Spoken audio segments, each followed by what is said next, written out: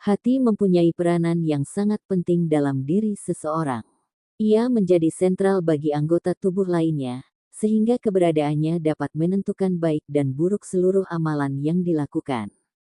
Jika seseorang menginginkan kebaikan untuk dirinya dan orang lain, maka ia harus memperbaiki hatinya.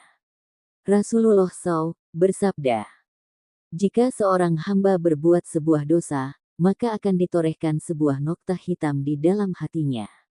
Tapi jika ia meninggalkannya dan beristighfar, niscaya hatinya akan dibersihkan dari noktah hitam itu.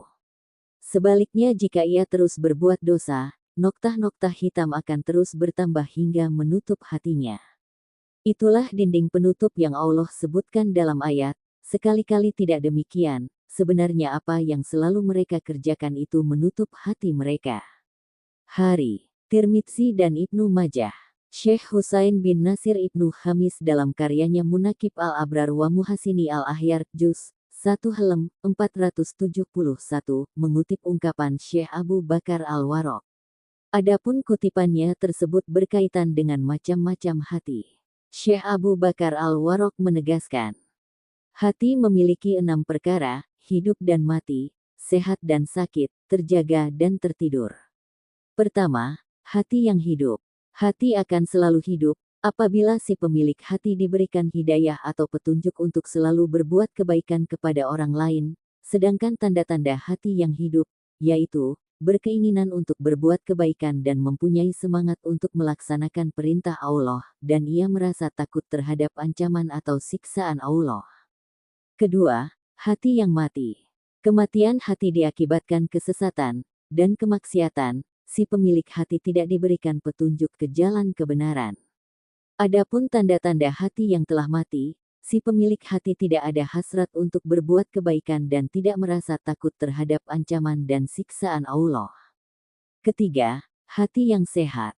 Sehatnya hati ialah bersihnya hati dari segala kotoran atau penyakit hati, seperti riya, takabur, iri, dan dengki. Sedangkan tanda-tanda bersihnya hati yaitu kuatnya hati untuk menerima segala bentuk cobaan dan ujian yang menimpanya. Keempat, hati yang sakit. Sakitnya hati ialah kotornya hati, dalam artian si pemilik hati mempunyai sifat riya, takabur, iri, dan dengki. Sedangkan tanda-tanda sakitnya hati, yaitu lemahnya hati, mudah terombang-ambing dan mudah menyerah apabila dihadapkan dengan ujian yang berat. Kelima, hati yang terjaga. Hati yang terjaga ialah hati yang selalu ingat atau berzikir kepada Allah. Sedangkan tanda-tanda hati yang terjaga yaitu, hati yang selalu mendengar dan melihat, dalam artian si pemilik hati mudah menerima nasihat kebaikan, dan berusaha mengamalkannya. Keenam, hati yang tertidur. Tidurnya hati, disebabkan ia lupa kepada Allah. Sedangkan tanda-tanda tidurnya hati, yaitu butanya hati, artinya si pemilik hati susah untuk menerima kebenaran, dan sulit untuk menerima nasihat dari orang lain. Wallahu a'lam bishawab.